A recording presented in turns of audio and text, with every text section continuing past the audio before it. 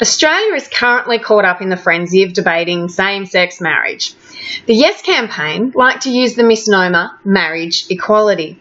They use hashtags and emotive statements and try to pass them off as arguments.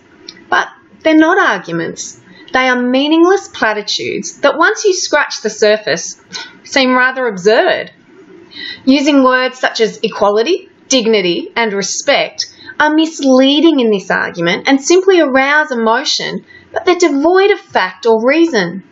You see, the fact is, in Australia, married couples do have dignity, respect and equality.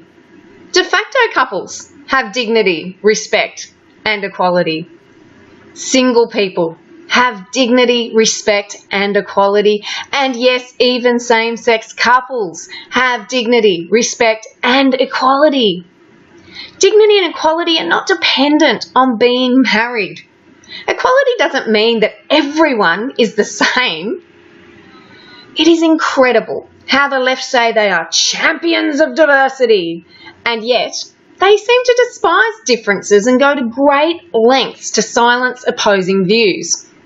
Married couples, de facto couples, single people and same-sex couples are all comprised of individual people who have equal worth or value, but have different positions and ways of relating. This is diversity. All are different and are recognisable by definition, by the words we assign to the description. Words help us define and understand what it is we're actually talking about. It doesn't mean someone's a bigot or uneducated or mean if they use different words to describe different relationships. It's sensible and reasonable to use different words to describe different relationships so we can embrace and celebrate diversity. In this fantastic country, we as a community have come so far in ensuring that married people, single people, de facto couples and same-sex couples are all catered for. Discrimination has been removed and legal rights are granted according to civic responsibilities. We didn't have to redefine words to do this. In fact, it is the diversity, the differences that help shape society and ensure that we are all considerate and respectful of one another.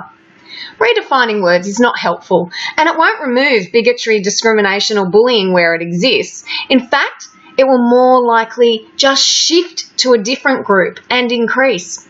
For example, in countries where same-sex marriage has been legalised, other words and phrases have been challenged on a civic and legal front. Instead of mother or father, the term legal parent is now used in some countries, or some of those countries and states, and the permanently offended ones cry foul when the vast majority still use the time-honoured and meaningful terms of mother and father. Gender terminology is challenged and the sensible majority are being bullied by the intolerant minority to stop using words like ladies and gentlemen. It's absurd and completely unnecessary. Voting yes in the upcoming postal plebiscite can and will open a can of worms that is yet to be fully tested.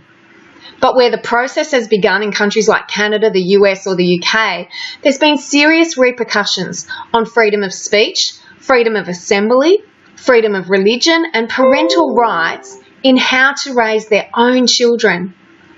Voting no doesn't mean you're a bigot or nasty or uninformed. You can recognise and celebrate diversity by voting no and by using words to describe relationships accurately. Civil society and legalities for married couples, de factos and same-sex couples can all be addressed without redefining marriage. Love is not an argument, it's emotional manipulation. Love takes many forms and it is not an automatic qualification for marriage. Marriage equality, it's not an argument either. It is distracting and a misleading phrase that doesn't present any valid argument. Let's recognise and celebrate diversity by being honest and using words to define and differentiate between many forms of relationships. Let's be champions of diversity by being honest about our differences. And remember, it is okay to vote no.